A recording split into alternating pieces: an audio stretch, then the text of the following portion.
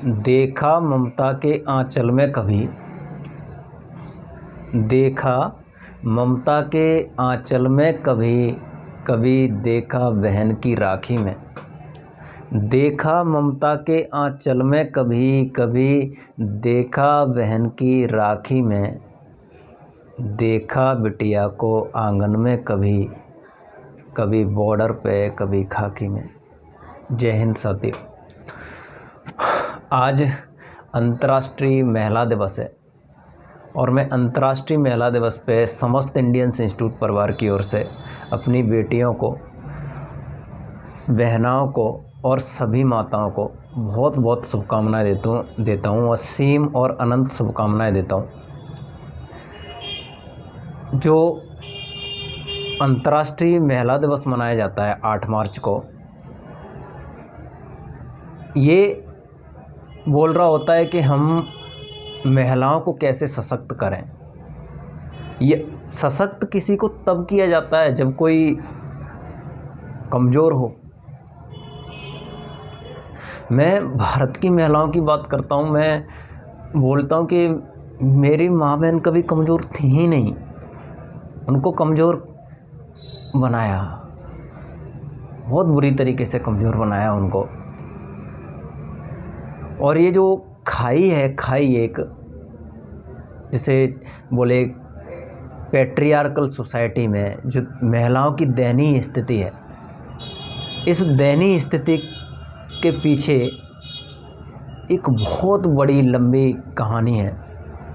और जो इसके पीछे की जो लंबी कहानी है उसको तो मैं नहीं सुनाने वाला हूँ, लेकिन बस मैं आज एक अपील करना चाहता हूँ कि अगर हम सच में चाहते हैं कि हमारी सिस्टर की रिस्पेक्ट हो, हमारी माँ की रिस्पेक्ट हो, हमारी बेटियों की रिस्पेक्ट हो, तो उन्हें समानता देना शुरू करो। और जिस दिन से आप उन्हें समान मानने लगोगे ना, उस दिन से घर घर में अरुणिमा सिन्हा पैदा होगी। उस दिन से घर घर में इंदिरा गांधी, बछेंद्री पाल, कमला हैरिस। मैं ये बोलता हूँ कि महिलाएं कभी कमज़ोर थी ही नहीं, सच में कमज़ोर नहीं है वो। लेकिन बात किसकी है? बात है असमानता की। हमने असमानता इतनी रखी कि घर में अगर लड़की पैदा होती है तो हम शोक मनाते हैं, लड़का पैदा हो तो हर्षोल्लास, वो भी बम फोड़े जाते हैं, बंदूक चलाई जाती हैं। अगर लड़की पैदा हुई तो घर में मातम छा जाता है। वजह सिर्फ इतनी सी कि एक जो पैट्रियार्कल सोसाइटी है उसमें हमने मान लिया है सीधा सा कि हमारे वंश को चलाने के लिए लड़का ज़रूरी है। भाई ठीक है, मैं कुछ नहीं बोलूँगा, बस इतना सा बोलूँगा कि बेटे से अच्छी परवरिश बेटी कर सकती है माँ बाप की। वो ना सिर्फ अपने ससुराल में मतलब उनको अच्छे से रखेगी, बल्कि यहाँ भी अपने माँ बाप को अच्छे से रखेगी। और किसने बोल दिया, ये बोल किसने दिया कि मतलब माँ बाप को बेटा होगा तभी अच्छे से रखा जाएगा? यार मैंने तो देखा हुआ है कि एक जो 2 माँ बाप हैं और उनके 4 बेटे हैं, 5 बेटे हैं, और उसके बावजूद भी उन माँ बाप की जो दशा है, जो दुर्दशा है, उसको देख भी नहीं सकते आप। वो कंडीशन होती है। रही बात वंश की, यार मतलब वंश ख़त्म नहीं होते हैं। बेटा हो या बेटी हो, मामला बराबर का है। बस मौका दो उन्हें। बेटियों के नाम पे भी बाप का नाम चल सकता है। अभी मैं जो बोलने वाला हूँ आपसे, वो ज़्यादा कुछ नहीं बोल रहा हूँ। मैंने देखा हुआ है कि जो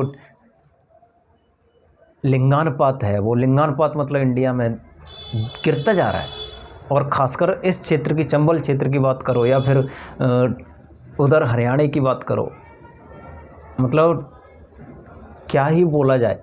अब इसको ये तुम नहीं बोल सकते, कैसे भी नहीं नकार सकते इस चीज़ को ये बोल के कि नहीं नहीं यहाँ पे तो बच्ची पैदा होती ही नहीं है। नहीं मेरे भाई, बच्ची तो पैदा होती हैं, बिल्कुल बराबर बच्ची पैदा होती हैं, लेकिन उनको मार दिया जाता है कोख में। कोख में मारने की वजह, पहली वजह दहेज, दूसरी वजह असुरक्षा। तो ऐसे काम कर ही क्यों रहे हो भाई? जब आपकी बेटे की शादी होती है तो आप दहेज के लिए हाथ फैलाते हो, लेकिन जब आपकी बेटी की बारी आती है तो आप बेटे को मतलब मारने के लिए तैयार हो जाते हो। अरे भाई, आपकी बेटी है, दिक्कत हो रही है, दूसरे की बेटी है, कोई दिक्कत नहीं, शादी हो गई, शादी के बाद आप उनको प्रताड़ित कर रहे हो, उसके बाद फिर मतलब वो आत्महत्या कर रही है या फिर आप उनको प्रोवोक करते हो। और एक कहावत चलती है, महिला की दुश्मन होती है। घर में अगर बेटी पैदा हुई तो पता नहीं ससुर को या जो उसका हस्बैंड है उसको प्रॉब्लम हुई या ना हुई, लेकिन जो एक दादी है, उसकी सासू माँ है, उसको एक लेवल पे जाके प्रॉब्लम हो रही है कि मतलब बेटी हो गई, वो उसको गाली सुना रही है बिना फालतू की। और वही वाली बात कि सास भी कभी बहू थी, आज वो जैसा देख रही है कल वो भी यही काम करने वाली है। तो मैंने जो पहली वाली बात बताई दहेज वाली, तो आज उसको यार खत्म करो ना उसको। दूसरी बात आई असुरक्षा की, तो असुरक्षा है किससे? असुरक्षा या तो भाई से, बेटे से या बाप से, इसके अलावा तो कोई और नहीं है ना सुरक्षा के लिए। मैं किसी भी हालत में नहीं चाहूंगा कि मेरी बहन असुरक्षित रहे। जब मैं नहीं चाहता तो किसी का भी भाई नहीं चाहता होगा कि किसी की बहन असुरक्षित रहे। तो जब हम सब अपनी अपनी बहनों को सुरक्षित रखना ही चाहते हैं तो फिर वो सुरक्षित है। जब हम अपनी अपनी बहनों को सुरक्षित रखने की जिम्मेदारी लेते हैं, अपनी अपनी बहनों को सुरक्षित रखने के लिए अपनी जान तक दांव पे लगा देते हैं, तो फिर वो किसी की बहन है, उसकी सुरक्षा के लिए भी आप खड़े हो सकते हो। ज़्यादा सोचना नहीं है, करना है। करना सिर्फ इतना सा है कि अगर एक बेटा रात में 8 बजे पढ़ के आता है तो किसी को कोई दिक्कत नहीं है, लेकिन अगर एक बेटी रात में 8 बजे पढ़ने भी गई तो मतलब लोगों की जो नज़रें हैं बदल जाती हैं। यार नज़रें बदल दो, नज़रिया बदल जाएगा, और नज़रिया बदल दो तो नज़रें बदल जाएंगी। हाँ, इसी के साथ साथ मैं दूसरी बात भी बोलना चाहूँगा कि बहुत ये ब्लेम सिर्फ लड़कों पे हम नहीं कर सकते ना, मतलब यहाँ पे बहुत बड़ी गलतियाँ मतलब लड़कियों से भी होती हैं, और उन लड़कियों को भी जो जिनके ऊपर भरोसा उनके माँ बाप मतलब 100% करते हैं, वो उनका नाजायज़ फ़ायदा मतलब नहीं उठाना है। यार देखो, आपकी वजह से अगर एक लड़की सक्सेस होती है तो एक लड़की के सक्सेस होने की वजह से 50 लड़कियों को मौका मिलता है। तो बस एक ही बात बोलूँगा कि ये जो भ्रूण हत्या वाले लोग हैं उन लोगों से मैं मतलब बोलता हूँ कि भाई, जब आप बेटियों को कोख में मारने के लिए तैयार हो जाते हो और फिर बहू के लिए हाथ फैलाते हो, आज ऐसी कंडीशन बन चुकी है, आप बहुत अच्छे से मतलब समझते हैं कि चाहे चंबल का क्षेत्र हो चाहे हरियाणा का क्षेत्र हो, मतलब शादी होना दुश्वार हो गया है। वजह कुछ नहीं है भाई, वजह सिंपल सी है कि पहले हमने अपनी बेटियों को मार दिया, अब बेटियां आएंगी कहाँ से? मैं 2 लाइन के साथ अपनी बात को कंप्लीट करूंगा, और ये मैं महिलाओं के लिए मतलब बोलूँगा, और महिलाएं इस चीज़ पे मतलब विशेष गौर करें। कब तक बर्दाश्त करोगी माँ, कब तक बर्दाश्त करोगी माँ, अब रौद्र रूप दिखला दो ना। कब तक बर्दाश्त करोगी माँ, अब रौद्र रूप दिखला दो ना।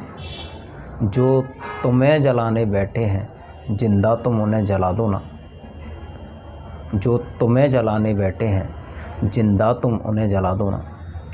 माना ममता की मूरत हो, माना ममता की मूरत हो, शक्ति का रूप दिखा दो ना। जो तुम्हें जलाने बैठे हैं, जिंदा तुम उन्हें जला दो ना। बस लास्ट में बस एक बात बोलता हूँ, समानता दो, सम्मान पाओ। जैसी इज्जत हम अपनी माँ बहन के लिए चाहते हैं, वही इज्जत हम दूसरे की माँ बहन और बेटी को देंगे। इसके अलावा इस दिन और कुछ नहीं चाहिए मुझे। जय हिंद।